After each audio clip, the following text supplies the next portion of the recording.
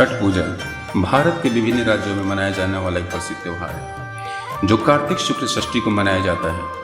छठ पूजा मुख्य रूप से सूर्य देवता की उपासना का पर्व होता है। इस दौरान व्रती 36 घंटों तक व्रत रखते हैं। पुराणों के अनुसार छठ पूजा की शुरुआत रामायण के दौर में हुई थी। रावण का वध कर जब प्रभु श्री राम माता सीता के साथ अयोध्या लौटे थे तब माता सीता ने भी इसका पालन किया था। ऐसा भी मानते हैं कि कर्ण जो सूर्य देव के पुत्र हैं वो सूर्य भगवान के परम भक्त थे और पानी में खड़े होकर अनेक पहर तक सूर्य देव को अर्घ देते थे। पांडवों के दीर्घायु के लिए द्रौपदी भी सूर्य देव की उपासना करती थी और कहते हैं कि इसी श्रद्धा के कारण पांडवों को उनका राज्य वापस मिला। छठ व्रत से जुड़ी एक और पौराणिक कहानी प्रचलित है। राजा प्रियव्रत और रानी मालिनी निसंतान थे जिसके कारण पति और पत्नी बहुत दुखी रहते थे। तब महर्षि कश्यप ने उन्हें कामेष्टि यज्ञ करने की सलाह दी। यज्ञ के बाद महर्षि कश्यप ने रानी मालिनी को प्रसाद के तौर पर खीर खाने को दिया।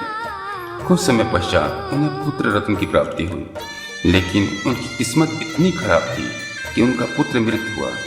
राजा प्रियव्रत जब बच्चे का मृत शरीर लेकर शमशान गए तो उन्हें अपनी किस्मत पर बहुत दुख हो रहा था। उन्होंने भी अपना देह त्याग करने के लिए सोचा। इसके पहले कि वो कुछ कर पाते माता देवसेना यानी छठ माता प्रकट हुई, जिन्हें षष्ठी माता के नाम से भी जाना जाता है। उन्होंने राजा प्रियव्रत को बताया कि कोई सच्चे मन से अगर कोई उनकी पूजा करे और सूर्य देव को अर्घ दे तो उनकी हर इच्छाएं पूरा होती है।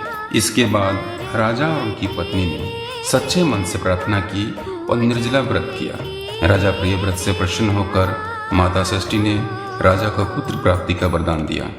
कहते हैं कि जिस दिन राजा ने व्रत किया था उस दिन कार्तिक मास के शुक्ल पक्ष की षष्ठी थी। पुत्र प्राप्ति, खुशहाल परिवार और समृद्धि के लिए हर साल छठ पूजा का त्यौहार मनाया जाता है। छठ पूजा के 4 महत्वपूर्ण दिन होते हैं। पहला दिन नहाय खाए। छठ पूजा का पहला दिन नहाय खाए होता है। इस दिन घर को साफ सुथरा और पवित्र करके व्रती सात्विक भोजन, रोटी और लौकी की सब्जी खाते हैं। पके भोजन को सबसे पहले व्रती खाते हैं, उसके बाद घर के बाकी सदस्य खाते हैं। खरना या रसिया रोटी। छठ का दूसरा दिन खरना होता है। इस दिन व्रती पूरा दिन निर्जला उपवास करती है। शाम को पूजा करने के बाद व्रती गुड़ का खीर और रोटी खाती है। गुड़ की खीर को रसियाव कहते हैं। इसी दिन छठ पूजा का बाकी प्रसाद भी शुद्ध घी में बनाए जाते हैं, जैसे ठेकुआ, पूरी इत्यादि। सांध्या, यह तीसरा दिन छठ पूजा का सबसे प्रमुख दिन होता है। इस दिन व्रती पूरा दिन निर्जला व्रत करती है। शाम को पूरा परिवार किसी नदी या तालाब पर प्रसाद की डलिया के साथ जाता है। प्रसाद में ठेकुआ, फल, गन्ना आदि चढ़ाए जाते हैं। औरतें सामूहिक रूप से छठ मैया के लोकगीत गाती हैं और सूर्य देवता को अर्घ देती हैं। नदी घाट से घर पर आने के बाद कोशी भरा जाता है, जिसमें सभी भगवान का आह्वान करके नमन किया जाता है। उषा अर्घ। छठ पूजा का आखिरी दिन उषा अर्घ होता है। सुबह सूर्योदय से पहले व्रती के साथ पूरा परिवार फिर से नदी या तालाब पे पूरे प्रसाद के साथ जाते हैं और छठी मैया की पूजा करते हैं।